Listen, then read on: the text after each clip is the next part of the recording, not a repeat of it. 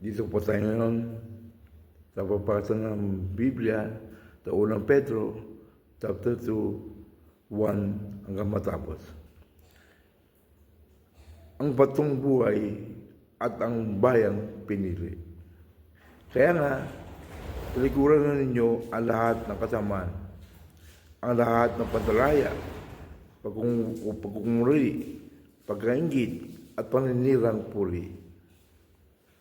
Gaya ng sanggol, kayo mananabik sa dalisay na gatas na espiritual upang lumugo kayo tungo sa kaligtasan, sapagkat naranasan na ninyo ang kabutihan ng Panginoon.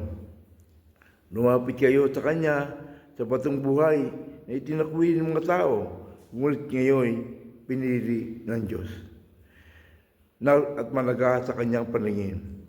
Tulad ng mga batong buhay, maging bahagi kayo ng isang templong spiritual bilang mga paring tinalaga para sa Diyos. Mag-alay kayo sa Diyos ng mga handog na spiritual na kalugod-lugod sa Kanya sa mamagitan na Yesu Kristo. Sapagkat sa sabi ng kasulatan, tingnan ninyo, inilagay ko sa Sion ang isang batong panulukan, pinili at malaga. Hindi mapapaya ang sinumang sumasampalataya sa Kanya. Kaya nga mahalaga siya sa inyong sumasampalataya sa Kanya. Ngunit sa mga hindi sumasampalataya, natutupad ang mga ito. Ang batong itinakwil ng mga tagapagtayo ng bahay ang siyang naging batong pundasyon. At ito ang batong katitisuran ng mga tao, mga batong kakatapa nila. Natito sila sapagkat hindi sila sumunod sa salita ng Diyos. Ganon ang nakatakda para sa kanila. Ngunit ngayon, ayo'y isang lahing pinili, mga malagang pari, isang basang inirang ng bayang pag-aari ng Diyos, pinili upang magpahayag ng mga kahangang ginawa niya. Siya at tumawag ninyo mula sa kaliniman patungo sa kanyang kahangang kaliwanagan.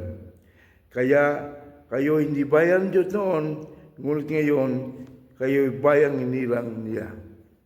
Noon, hindi kayo nakatanggap ng habag, ngunit ngayon tumatanggap na kayo ng kanyang habag.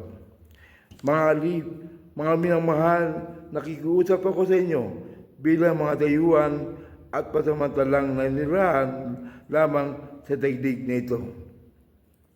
Tadukulan na ninyo ang mga pagnasa na laman na nakipagdigmas sa inyong mga sarili. Mamuhay kayo ng maayos sa gitna ng mga itin upang kahit na paratangan nila kayo ng masama, makita nila ang iyong mabubuting gawa at magpupuri sila sa Diyos sa araw ng kanyang pagdating. Purihin ang Panginoon, purihin ang mga salita ng Diyos.